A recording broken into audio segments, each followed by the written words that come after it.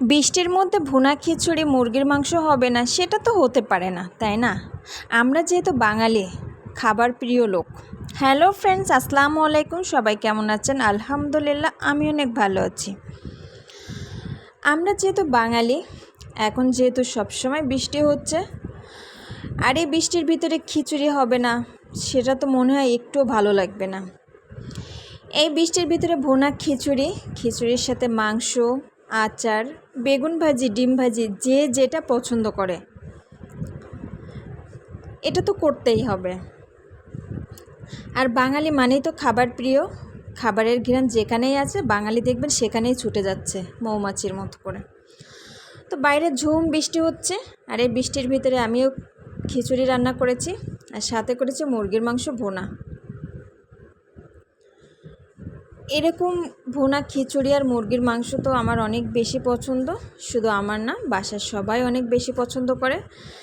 তাই ঝটপট খিচুড়ি আর মুরগির মাংস রান্না করে নিলাম। আর এরকম মুরগির মাংস ভুনা খিচুড়ি বৃষ্টির ভিতরে আমার মনে হয় সব আপুরা রান্না করে থাকেন। আর যদি কর্তা মাসে এসে বলে যে একটু ভুনা খিচুড়ি হবে, তাহলে আর কি করা। রান্না যদিও হয়ে থাকে তো সেটা তো বাদ, আবার নতুন করে রান্না করতে হবে। যেহেতু কর্তা মশাই বলেছে, পছন্দের জিনিস যদি একটু রান্না না করি তাহলে কেমন হয় বলুন? পছন্দের জিনিস তো একটু রান্না করে দিতেই হয়।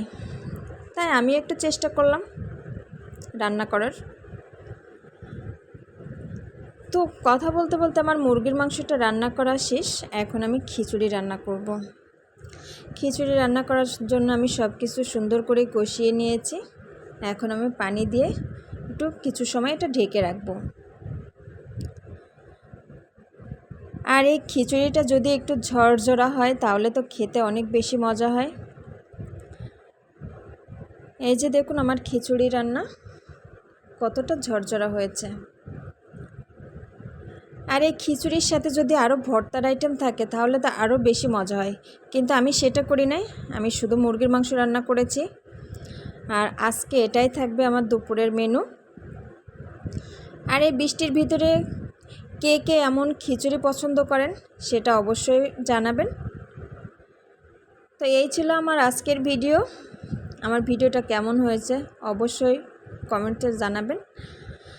আর যে যেখান থেকে দেখছেন আমার ভিডিওটা লাইক কমেন্ট করতে ভুলবেন না। সবাই ভালো থাকবেন, সুস্থ থাকবেন। আবার দেখাবে অন্য কোনো ভিডিওতে।